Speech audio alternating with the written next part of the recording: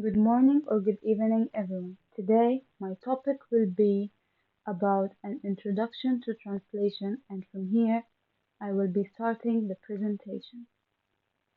First, we have the table of content I will be talking about, which is the history of translation, types of translation, translators, and last but not least, I will give some tips on how to become a translator. First, we'll talk about the history of translation. What is the origin and start of translating? First, we need to know the meaning of the word translation. The word translation comes from a Latin term which means to bring or carry across. It's universally agreed that translation dates way back before the Bible, and it's said that the first known significant translation was of the Hebrew Bible, dated back to the 3rd century, translated by Saint Jerome. Next, we have types of translation.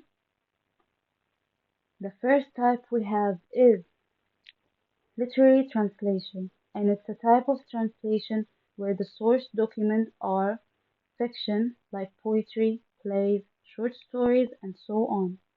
Next, we have professional translation, and it's a specialized translation requiring the highest quality standards, and it's applied to different areas and industries, and some common examples would be medical or legal translation. Moving on, we have technical translation, and it's a type of specialized translation involving the translation of documents produced by technical writers. And some types of technical translations are handbook and interactive material translation. Lastly, we have administrative translation, and it refers to translating administrative texts used by businesses, corporations, and ministries. And it can also be in the form of financial translation. Coming up, we have translators to talk about.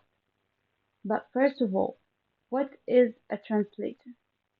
A translator is a person who translates from one language into another, especially as a profession. And of course, we have here some Egyptian and foreign translators, just like Saint Jerome, as I talked about earlier. He's the father of translation and he translated the Bible. Next, we have Amira Nuwaira. She's an academic, translator, and author. Coming up, we have Gregory Rabassa. He translated works of literature. And we have the infamous Muhammad Anani. He's a translator, critic, fiction writer, and scholar. Coming up, we have Constance Garnett. She is famous for her literature translations. And last but not least, we have Mahmoud Qasim, and he is best known for his literary verses of children's books, novels, and essays. Last but not least, we have here some tips and advices on how to become a translator. To become a translator, you have some things to perfect, which are listening, speaking, reading, and writing. And by other means, you have to become fluent and professional in the second language by getting a specialized training, as I said earlier, in listening, speaking, reading, and writing, and target a specific industry and learn its terminology to become certified. That's it with my illustration for today, and to be continued with more information.